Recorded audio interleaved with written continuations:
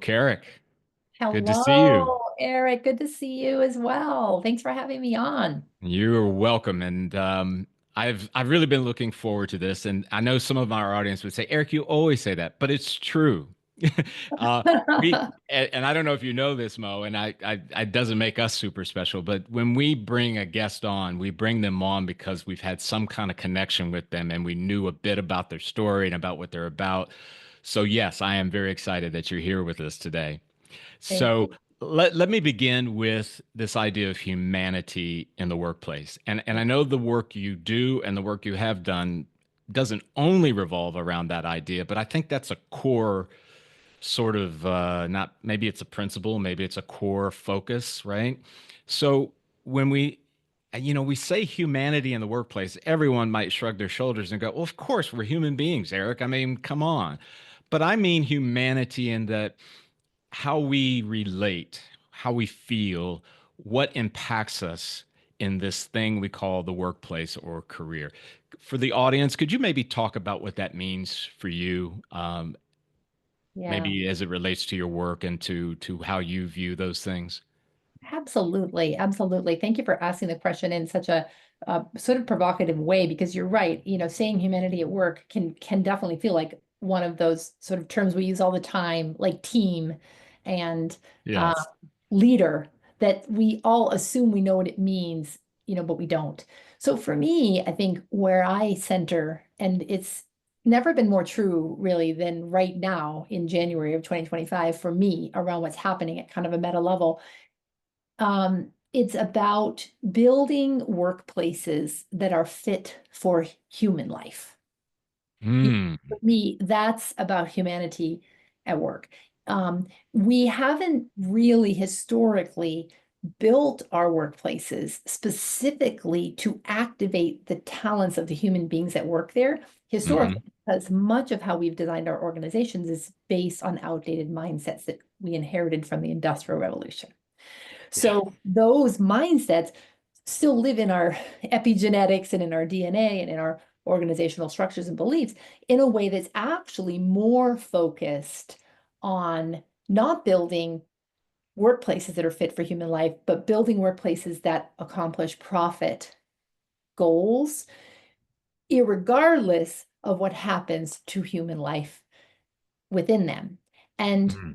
I'm all for profit. My company's for profit. I'm not anti-profit or anti-capitalist, but I don't believe profit can be the only North Star, because profit, when relentlessly pursued without any mindfulness of people and Hmm. planet, for Yeah. example, creates a doomed future for the profit and sustainability of that organization. So for me, that's a lot, but that's kind of the gist of where I see it. It's like, can we build our workplaces to actually be fit for human life? And what I mean by that is that they in a positive way, exploit and bring out the absolute best each person who works there has in them to come to work. You know what's interesting, Mo, as you talk about the human life, and obviously we're in the emotions business at Spirit of EQ. I had a friend who was going through a family crisis. I mean, it was pretty serious, and their boss communicated some empathy about, I'm sorry that that happened. Is there anything we can do? And it was brief, but he followed it with, now you are going to be able to attend that uh, corporate strategy session next Tuesday, right? You're not going to miss that. And when they told me that, I'm going, was that empathy, faux empathy? And the reason I want to be careful because I can't read his mind. I wasn't there. I don't know the motivation. Maybe he was being truly, but it was that follow up. Yeah, It was right. almost like the follow up negated the first part. You know what I mean? Oh, Um, totally. yeah, Totally. because I sometimes think from my experiences and those I've interacted with client wise, the majority, they want to be seen, they want to be heard, they want to know that, you know what, in a time when I can't be everything that I would like to be, you're okay with me being in that place. You're not going to try to usher me or push me out of that place in order to further what you have designed me to do. Does that make sense? Oh, totally. It reminds me of, back in the day, we used to teach feedback with like, do you remember these days, Eric, like the sandwich model? Like, oh, Eric, I have some Right. feedback for you. I really like your shirt. By the way, you're terrible at blah, blah, blah. It's sort of like a bait and switch, which thankfully we don't teach feedback that way anymore, right? Right. The poo sandwich, we used to call it. Um, Yep. but I think empathy, a thing about empathy, right, that's so powerful is that it only works if it's real. And so what I'm noticing in that example you gave, it's like, yeah, it maybe did feel real at first, like, oh, thank you. Thank you for seeing the situation I'm in. But then that little hook at the end of like, and by the way, I had this expectation, the way that you said it and the way that maybe that person said it really felt like, oh, wait a second, then you don't actually see me or get me. Now, what's interesting to me about that one, and this is where like I love this work in the realm of emotional and social intelligence because it's so nuanced. Because when I think Yes. Right. about, right, the emotional intelligence skill of reality testing, it's possible that in fact, I, as the business owner or the leader, I actually really am hoping that you are still going to be there Tuesday because you're the best at it and the business will do better if you're there. Yeah. So, how is it I might say that in a way that doesn't undo the really good positive impact of feeling with someone in a crisis that conveys Yeah. both, gosh, it would be awesome if you're able to do that. And also if you can't, I'd like to tap into your wisdom around what we can do as an alternative. Interesting that you say that too, Mo, because one of my business partners is a master at what you just described. Mhm. He faces the reality of there is this thing happening next week and you're the integral part, but I understand where you're at and we'll work to make it work without you if we have to, but I have to ask you. Yeah. And That, that I think when a person receives that kind of sentiment, I guess, for lack of a better way of saying it, there's a feeling of I'm seen. They know me. And it doesn't fix a problem. It doesn't solve anything, but it does give a lift. And Mo, I've been using this one a lot lately. People will remember how you made them feel. Thank you, Maya Angelou. They will remember how you made them feel. Absolutely. And even in the darkest of times, most of us are capable of also understanding what's real. So Yes. I'm in a Yes. job and I know that I've got a huge project deliverable next week and that my personal situation may interfere with that. I know that. I know that Mhm. already, and I'm anxious about it probably because Yeah. I'm trying to say to you, my leader, I don't know how to handle this. I don't think I can show up gracefully at that thing with this crisis, but I know it's important. So what can we do? Yeah. And that's So that's what's real. I I gotta ask you because even when I first met you, and when we had a conversation like we do with many before they come on the show to talk a little bit about get to know each other, if you will, um, you had a level of optimism that I'll confess some years ago I probably lost some of my faith in the corporate machine.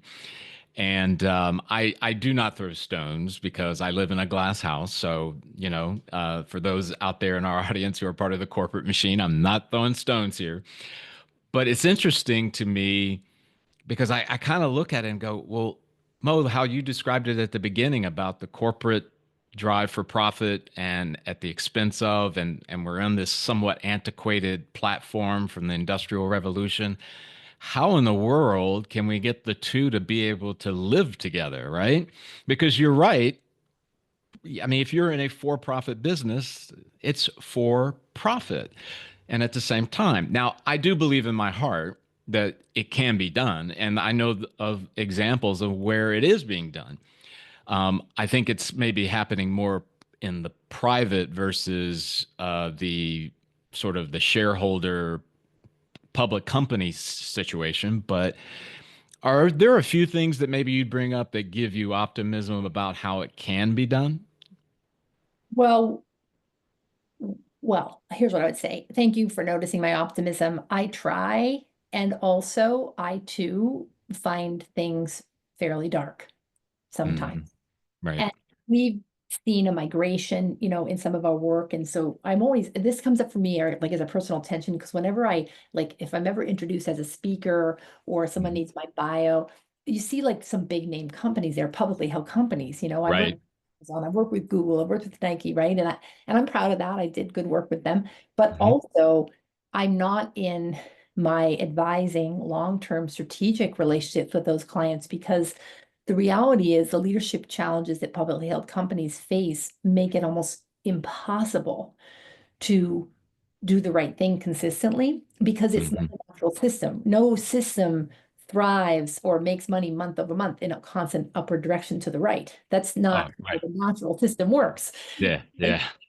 So that makes it really hard for the human beings that are leading in those systems to actually activate values-based, people-oriented decisions in a consistent way, even though they may want to. So I Mm. that's a tough reality of I think um our publicly held commerce structure. Now, Right. can that be changed? Yeah, I take a lot of heart in research and work done by people like Kate Rayworth and others who talk about circle economies, who talk about how actually the sustainability of the organizations themselves, even the big ones, the publicly held ones, are threatened by not considering beyond profit, which is what it is for me. It's not instead of profit. It's like in Yes. addition to profit. My husband, I've been watching a PBS show about the Gilded Age. Mm. And I've been thinking about it a lot around those early capitalists, Carnegie and all Yeah. those Rockefeller, how much money they made, how much it caught them off guard. Like they didn't expect to make that kind of money. And then their natural response was to turn to philanthropy, which Hmm. is still actually very controlling. Like if I have all the money and then I decide who to eke it out to, I may be in fact generous, but you can probably rest assured that it's not actually tapping into my central wealth. So I think one of the questions that comes up for me as I'm watching the Gilded Age and as I see what's happening today is how much profit is enough? Mm. We have right now, I think, what was the recent news about three trillionaires that are actually going to be in our federal administration, which is, I find myself saying, is that enough? Should someone have that much, someone human? Is it right for a just society where we tend to some common good? Is it the right thing that one person can be that wealthy? And I'm not suggesting that we limit it, but I am suggesting for me, there's some moral decisions that have to happen with with the 1% that own that amount of wealth around common good. Do you believe, Mo, that maybe we missed an opportunity to include the moral, um, I'm going to call it the moral Rubicon, right? That, hey, you cross the river here, you need to understand something. Do you know what's over on the other side of this river? And I'm talking about the understanding of possessing power, possessing great wealth, what it really means. I come from a school of thought that believes that both of those have sway in the way that we operate as a human being. I don't know, and maybe you could tell me I'm wrong here. I don't know how much of that is actually being included at the business schools, the future CEOs, because it seems to me if the emphasis in a business school environment is quarterly earnings, shareholder value, expense control, well, when it comes time to look around at people, I would imagine it'd be very difficult to really do that with a sense of concern, sense of empathy, a sense of care. And someone would say, well, that's not their job. Well, okay, well, hold on. If you say it's not their job, are you telling me their only job is to generate massive amounts of profit? And then I think you got to think about, well, what's the outcome of that, right? So I'm being long on that, but what are your thoughts on that? Maybe we are not. teaching some of that moral substance that's needed to do the right thing. I don't think we are. I agree 100%. I don't think we are. And although I think we are trying in the younger grades, but I think you're right. When we get up to business school, medical school, Mhm. engineering school, there's lots of advanced schools that I think do focus myopically on one dimension of that practice without actually considering the full spectrum. You and I were talking before we started about, for example, medicine, where Mhm. a doctor can solve a medical problem and still miss dealing with the human being who's suffering. And so, is that the extent of their practice? Is that all they're supposed to do is to sew the sutures? You know? Mhm. And I don't think so. I don't think so. And I also feel that we lack courage in as a society, particularly here in the global West, around really knowing how to talk about this, how to name it without shame, how to open up the possibility that says, with great privilege comes great responsibility. And how are we going to use that responsibility with grace? And, the other piece I would say, Eric, it's so interesting to me because the vast majority of employees, and in fact, the vast majority of businesses here in the US are small businesses. They are Right. not the Right. mega. Yeah. 92% of employees in America do not work for Amazon, Meta, Mhm. and Yeah. Facebook. Right. They don't. They work Yeah. for the small manufacturing company that's producing drywall corners down the street from me. They work for a local retail outlet. And so I think it can be hard to remember that as we try to do the right thing in the sphere of influence that we have, which is hard for me too, because going back to optimism, I can easily get overwhelmed at the futility of it all if I only look at what's happening in the tech sector, the mega companies, or even the federal government. And lately, especially this week, I'm really focused on what is my lane? Where can I Mm. hope? Where can I have influence for the average leaders of systems that are working day in, day out that are not in those huge publicly held companies? So, Yeah. Boy, that's really good, Mo. And that's a great encouragement to me because I as well, not in the same track, but remembering that the clients that we have need us to be that light that attracted them in the first place. yeah. And, that's not me turning a deaf ear or to turn my head away from the larger problem.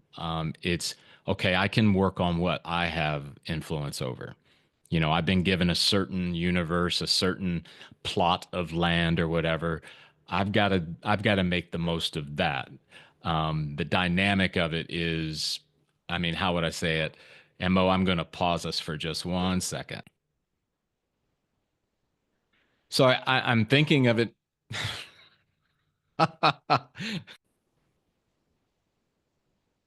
So with what you're saying there, it encourages me because I'm trying to remember that, as I alluded to, I need to be the light that attracted them in the first place, and it isn't about me turning a deaf ear to things that are on the larger scale, but I can make the best and probably only difference in where I am and what I have.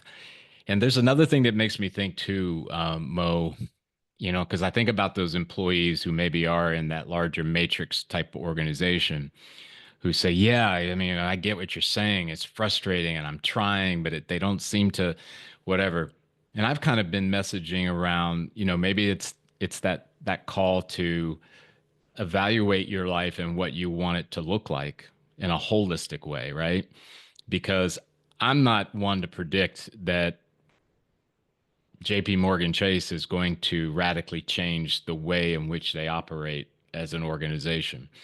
My gut says they probably will not, based on the fact that Wall Street has a certain set of expectations that they, with empathy, I say, I know they have to fulfill that. It would be monumental, and it probably would be. more disruptive than anything we've ever seen for them to go in a different direction about that. So, if they are probably going to remain in that type of structure, then what are our choices? Does it have something to do with how we manage our mental health? Does it have something to do with evaluating whether or not going back to school would be an advantage, or fill in the blank with all kinds of different options? Because I do believe we have options.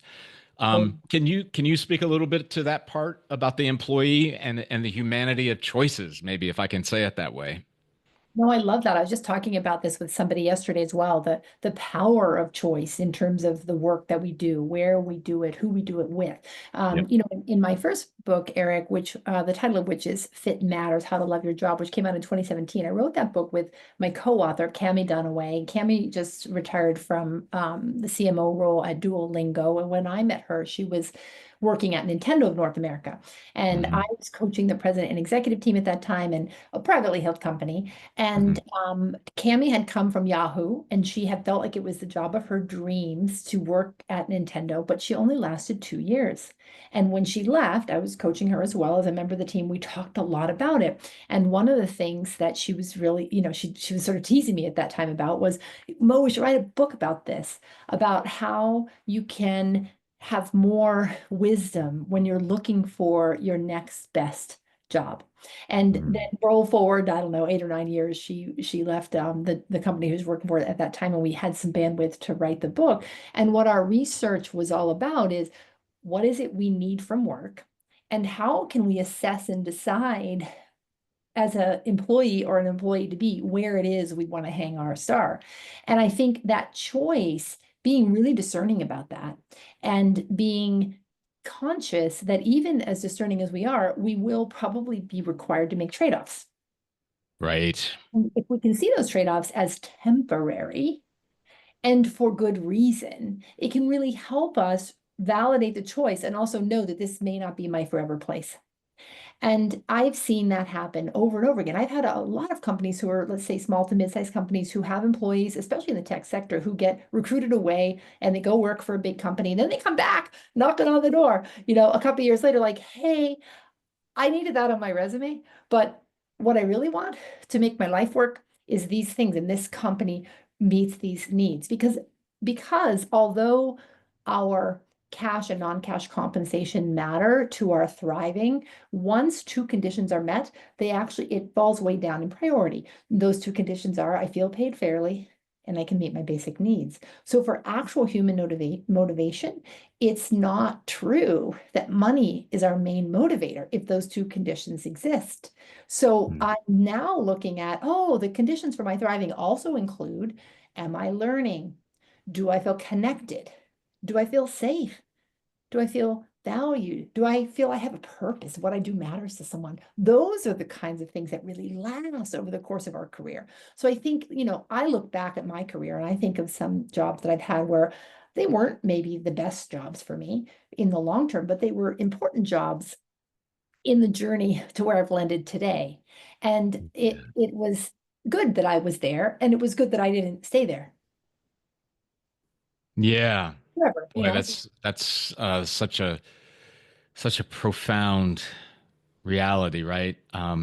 I use this sort of as a my I was on a hike at Mount Rainier, and this was in the summer of last year, and Mo, and as well as for our audience, I think the audience probably knows if they've listened to other podcast episodes.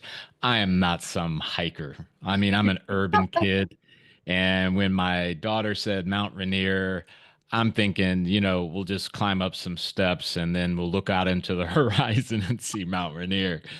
But it was a serious hike. It was like a 6 mile deal. It was like, start at 6,000 evolution, 6,000 elevation and move up to 8,000, right? Oh my gosh. But it taught me a lot though, from a life perspective, because there were periods in that hike, Mo, where I thought, if I move 1 inch to the left, I'm going to go over the cliff and I'm going to die. There were Yeah. times, there were times where I thought, oh, this is not that bad. This is not that big of a deal. And then look over into the horizon and see, well, guess what? You see how far that is? That's where Right. you're going. But Mo, what it helped me to understand is that our life, for example, is a larger story. These moments where we think 1 inch to the left, we're over the cliff, are just a part. And I think as I remember that as I go through this dynamic of career, right? And although I'm an entrepreneur like you, it's still a career. I've kind of, it helps me when I hit those spots where I go 1 inch to the left and it's over. I can go, well, there really isn't an over until it's finished. Yeah. And you're not planning on finishing tomorrow. So, more than likely, this is just another part. Maybe there's some value in it. So, I think about that with employees is that not that they have to think or use my example as theirs, but well, maybe you should go and work for a large company to figure out, to focus in, to discover. And you know what? Maybe it is only going to last 2 years and you're going to go back to more of a medium. Just remember, you're building a story here. Yeah, absolutely. And it's a whole journey. It's so funny. Your story is so funny. I totally get it. And here's a build on it. When I early in my career, I started my career, I think you know this, but I started my career as a wilderness guide. So Boy, I'm forgetting. I didn't remember that. so I'm a mountaineer, I'm a paddler, I'm a Oh my book gosh. sailor. I've done a lot. I've had the privilege of doing a lot of adventure in my life. And I worked for two organizations many people have heard of, Outward Bound and the National Okay. Outdoor School knows. Mhm. And I also worked for a company called Project Adventure that was doing more corporate work, that was ropes course based. It was really good work. I loved it for a long time. And then I went to grad school. And then I graduated from grad school. And I had also been working, back then I was working as also a chemical dependency counselor because I was part of some of the early innovative programs that were bringing young people into wilderness as a therapeutic intervention. So I was Mhm. both upon Mhm. in that way. And then after grad school, I decided to jump ship and I got a job, my first job at a major corporation. It was in the cellular industry back when cellular phones were analog. Yeah. Aging myself there, right? But I'll Right. never forget the first few weeks at that job. I would come home and I'd say to my husband, oh, these people, like I had so much judgment about these people. I was like, they're all capitalists. They don't care about the rest of the world. And also they wear these outfits that are ridiculous. Like I had had to trade in my polypropylene and down jacket. Right. It was in the 80s, so like shoulder pads and nylon stockings. And I just was really full of a lot of judgment. I was worried that I had made a mistake. I was like, these aren't my people. And you know what happened? Over the course of that job, I think I was there 5 years, I learned that actually many of these people were of very similar values to me. They wanted to be in the world, making a difference. They had different stories, very different than mine and different than each other. And so I began to see them in their humanity and that work itself in a way that profoundly shifted some of my judgments. So, for example, coming from the nonprofit sector, then being in the for-profit sector, I began to see, oh, wait a second, some of these people are using the wealth they're building in some ways that are manifesting change in the world that I could never Mhm. imagine on my nonprofit salary for the past 5 years. Isn't that cool? And it really opened up my eyes around a world that I had previously judged and found wanting, which was in that case a publicly held company. They were bought by AT&T. And I think that that kind of experience is important for us all to go through. Now, I ultimately left that company and I went to work for another consulting company, and then like you, started my own thing. But each of those stages taught me something new. And it's one of the things I'm really proud of younger generations today, the millennials, the Generation Zs that are coming up. Mhm. They're not expecting to stay at one job in one company or one sector for the course of their careers. In fact, the data tells us many of them might have as many as 12 or 15 career changes in their lives, not just job changes. So they have a much more temporally sensitive, I think, point of view around, I'm doing this for now, and they're also very discerning around wanting to find a place to work that meets some of those basic needs rather than just where I think I entered the workforce with was trading time for money.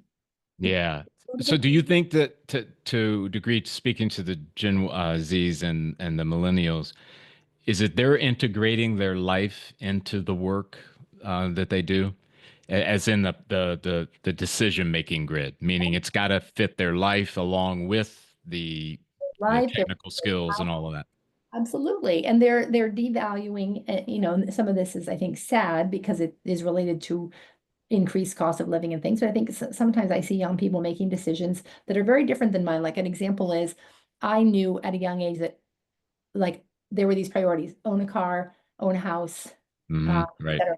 In young people today, I'm not necessarily seeing those as big motivators. I might see them saying, "Oh, I'd love to do this job for a while, but then I would actually like to relocate with my family for 2 years to really immerse in another language, and then we'll come back and we'll rent." You know, again, they're just focused on different priorities around experience, around quality of life, Yeah. around time with beloveds, around contribution or personal passions in addition to their job, but the job isn't a capital J, the most important part of their identity. And I think that's kind of refreshing.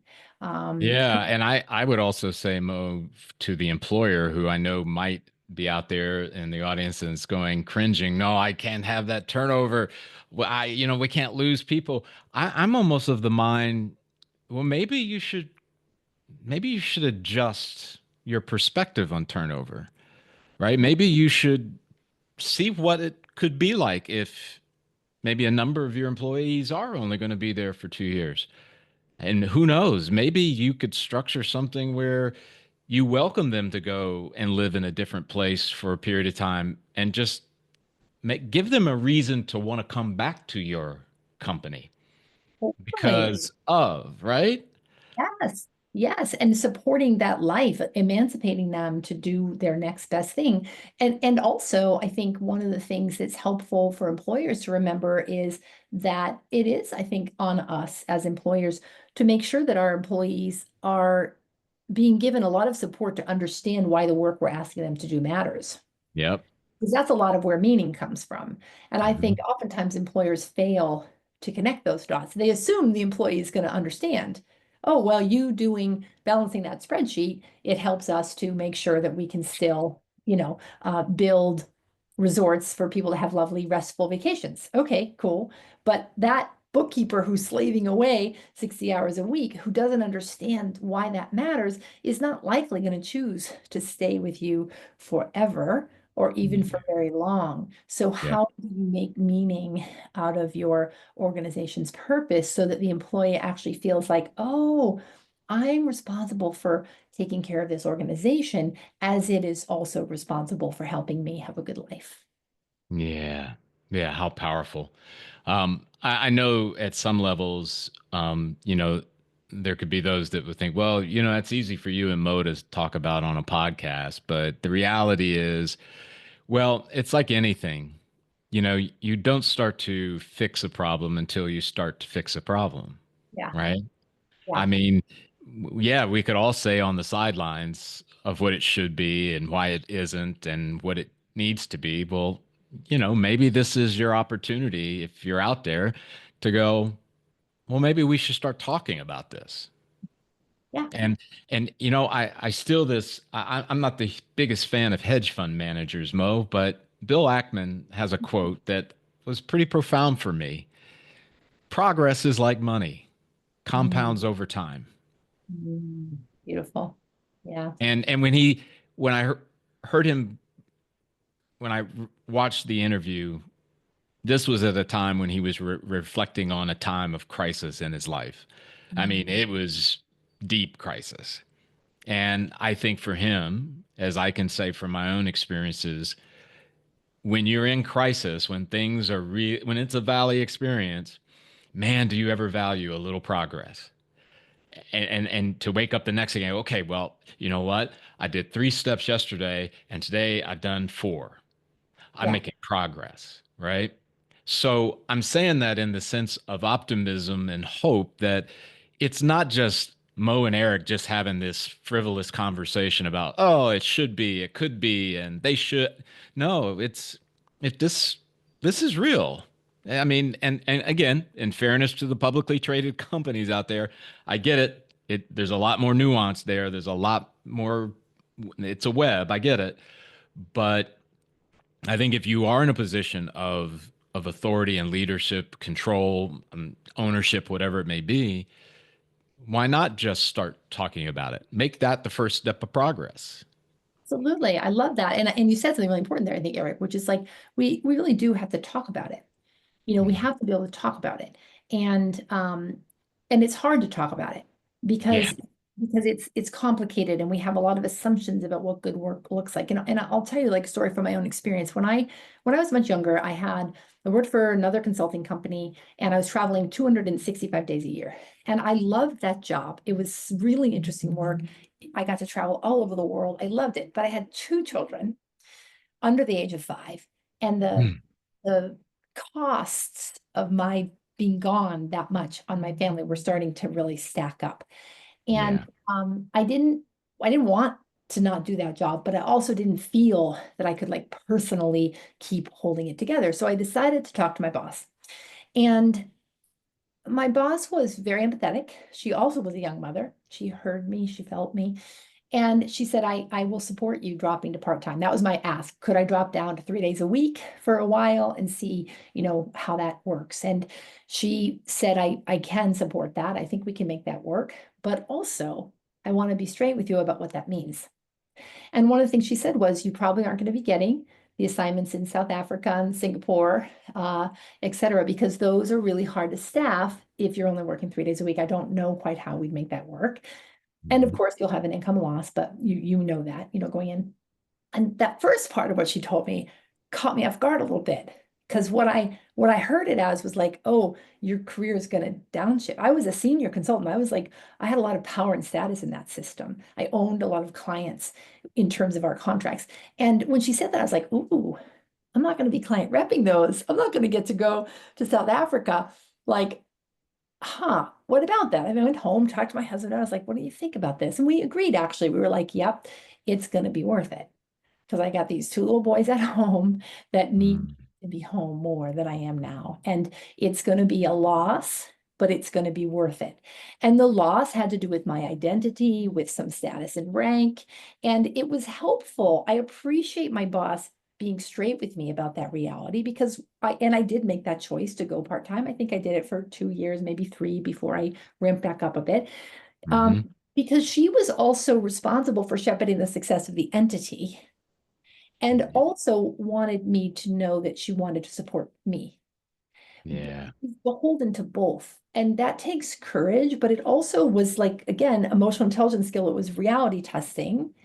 She had optimism. She saw that it could be possible for me to do this in our system, but also wanted me to understand some consequences that might be naturally occurring. And I did. I didn't love it.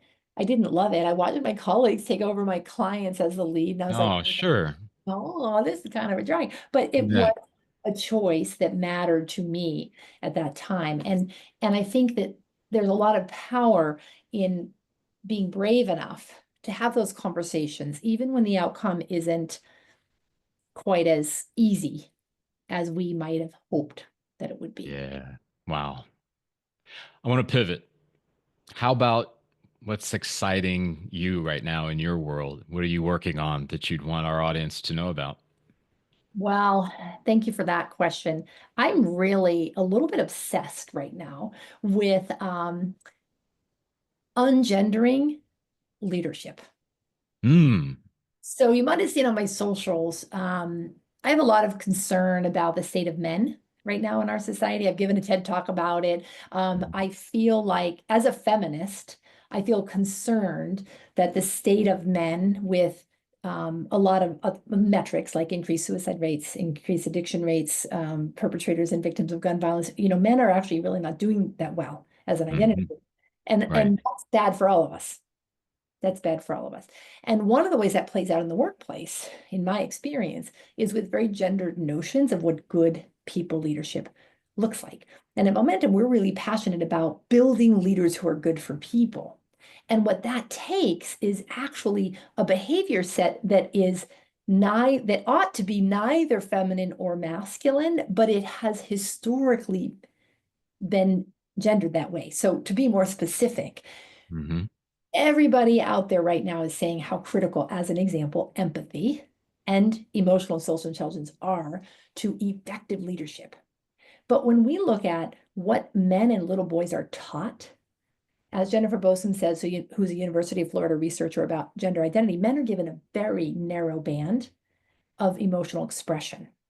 Mm. So this is a problem when we have the majority of C-suite positions filled by men who have been taught since they were little boys that they can only express really one or two emotions, anger being primary amongst them, because they're not going to be successful in being the leaders we need them to be. The same thing happens to women who try to show up in the way that society says good leadership looks like, for example, being assertive or even aggressive, and they're told that they're too harsh or that they're the B word. So I'm Mm. really interested right now in redefining like good leadership looks like this in men and women and non-binary gender identities, no matter what. This Hmm. is what good people leadership is. That's what's really activating me right now. How do we define that? How do we bust through some outdated mindsets and stereotypes that limit us and hurt us? And Mo, that's really great. And I have seen some of your work in that regard, and I'm going, that's really cool because what you just mentioned about that narrow band, it makes me realize that as a society, and maybe it's because of the way our brain works, it hasn't evolved over time. It's very narrow in the sense of, protection, safety, right? And Mhm. all of that, that um, the emotional literacy of men, do they understand that besides happy, mad, and sad, that there's a whole other host of emotions that you're going to feel. And you should be able to define those, not because you're being tested, but you should be able to define them so that when you feel them, you can put some language to it. You can say, "Oh, I'm familiar with this, and my proper move from here should be this because of what this emotion communicates to me." And I know that's not an overnight thing, but I applaud you for getting the conversation going, getting it out there because I agree. I think your points are on mark. Yeah, in a big way. It matters for all of us. And of course, it matters at home too. One of the things I'm often saying these days is that, until we really see men as competent carers at home, we won't achieve true equity. And this is part of what I'm seeing happen right now in our society that's pretty toxic, which is that we're doing a lot of we're regressing back. For Mhm. example, Mark Zuckerberg's recent comment about companies need to get more manly again, more masculine, right? We're harkening back to like a fond memory of characteristics that actually aren't relevant in the modern landscape of what we actually know healthy workplaces demand, which is leaders who are capable of connection, of building community. They also need to be decisive and able to tolerate competition. And no, those other skills don't go away, but we've got to balance them with heart habit skills and community building skills that activate the human potential in their systems. And I think we have historically undervalued that. Um, and it sets us up for a lot of problems. So yeah, I don't know quite where that's headed, but I know that I want to be part of it. Well, here's to you, Thank Mo. I you. can't thank you enough for coming on. Hope you'll come back because once you're in, you're in. I would be honored to come back. I love the work you're doing in the world. It matters so, so much, Eric, and I'm just Oh, I honored to be appreciate it. here. And we could talk for days. So for sure, Oh, and do it again. yeah, because Mo, as I'm thinking as we're starting, I'm going, oh my gosh, you can't. So yes, you are welcome back, and we will have you back because there's more I want to talk to you about. Yep, me too. I look forward to it. All Awesome. right, and for our audience, we appreciate you tuning in as always, and we look forward to the next time we're together. Take care.